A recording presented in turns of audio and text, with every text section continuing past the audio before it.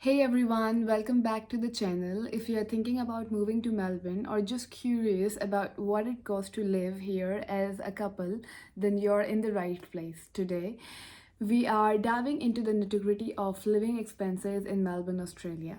From rent to groceries to utilities to transport, I'll break it all down for you. Let's get started.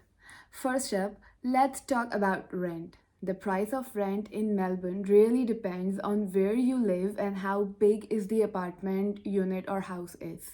If you're looking for a place close to the city center, obviously it will cost more as compared to areas that are far from city center. Let's understand it like this.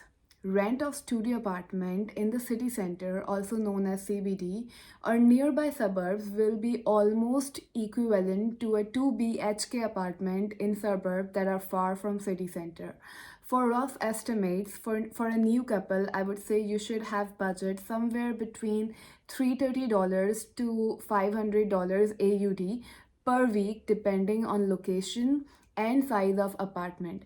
Yes, in Melbourne, rent is quoted or calculated on weekly basis rather than a monthly basis, which is usual in Pakistan. So for a month, it will be roughly around 1200 to 2000 AUD. For further background breakdown, you can check well-known websites like realestate.com.au. I'll drop the link down. Um, to have a rough idea of rent in different suburbs of Australia and choose it accordingly where your main location of work is. Now, moving to the transport, let's talk about it. If you are using Ubers all the time, things can get pricey and will be too expensive for you. So, for this, public transport is accessible and super affordable here. The main options are trams, buses, and trains. Public transport network is set up in a way that it is really easy and comfortable to visit any place or area in Melbourne easily. So if you are even living far from the city center, you can easily commute to your destination or workplace if it's in the city center with the help of public transport. You'll just need a Mikey card. I'll drop a photo of it, which is one-time purchase. Once you have got it, you can just top it up with the amount, with the card and the amount to use it for your journeys ahead. If you're traveling for more than 2 hours a day, you will be charged a flat rate of approx 10 AUD. No matter how many modes of transport you use, either a bus, a tram, or a train, no matter. A definite charge of $10 will be charged for a day. That's not too bad, right? There are even packages like weekly, monthly, and yearly, which will reduce your public transportation cost. Apart from that, roads, freeways, highways, toll infrastructure is quite well established as compared to the third world countries. So if you want to go for personal transport option like a car, that could be a good option too. If you want more flexibility, you can buy a second-hand car from anywhere between 3,000 to 10,000 AUD, depending on what features, what kind of model or new or old car you are purchasing. And a quick tip, you can drive here on your international license for up to 6 months, and after that you will have to apply for Australian driving license just to give a online test and driving license test, and there you go, you will get a license to drive in Australia as well. Okay, moving on to our third important living expense is groceries. So I'll tell you everything about like as per the couple's estimate. So for a couple, you're looking at spending anywhere from 700 to 1000 AUD for a month. The big three grocery chains are here, which is Coles, Woolworths, and Aldi. Aldi is generally the cheapest option, but here is a little pro tip. You will want to compare prices across the stores. Let's see how. So sometimes a product at Aldi will be on a sale and you will find the same item at Coles or Woolworths on the different prices. So you have to choose it wisely. Usually they give around 40 or 50% off discount on the MRP. So a little patience can save you a lot. And if you are looking for specific Indian and Pakistani grocery items like some masala, like Shan Masala, MDH, Everest items, or some desi basmati rice and stuff. So there are some specialty stores that offer decent prices for those. One thing that MRP prices are not regulated by any authority body here. So you may find same item in one store at a higher price and in the other store on a lower price. So you should first look for different options and decide accordingly.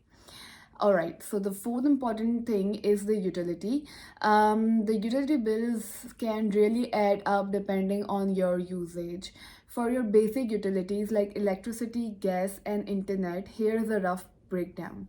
For internet, expect to pay anything around 60 to 80 AUD per month. You can even lock in a cheaper deal if you subscribe for a whole year of internet subscription. Moving on to electricity, this varies depending on your usage, but typically it's between 50 to 150 AUD per month, depending on the season as well. Like in summers, you will use more of aircon, and winters you will use less, so it will fluctuate, but that's the overall rough estimate. For gas bills, if you have a gas stove, it can be anywhere from 50 to 150 AUD, and then again if you have an electricity stove, then the electricity bill will be higher in compared to gas. And then your yeah and then the fourth is water. So here water is charged, so water bills are sometimes separate. So it can be, it usually comes in like 3 months for a water, but it depends on your usage mainly. So altogether, if I sum up for the utility bill, it will be around 180 AUD to 400 AUD for a month for a couple. Now, if talking to the health insurance, so if you are not a permanent resident here in Australia, then you will have to purchase a health insurance.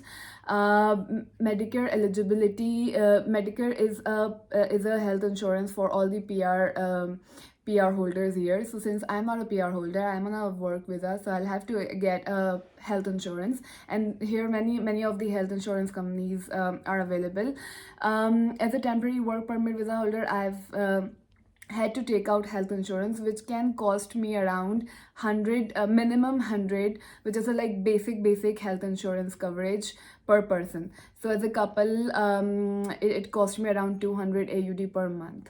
The price can vary based on the coverage you choose, so it's definitely worth shopping around for the best deal.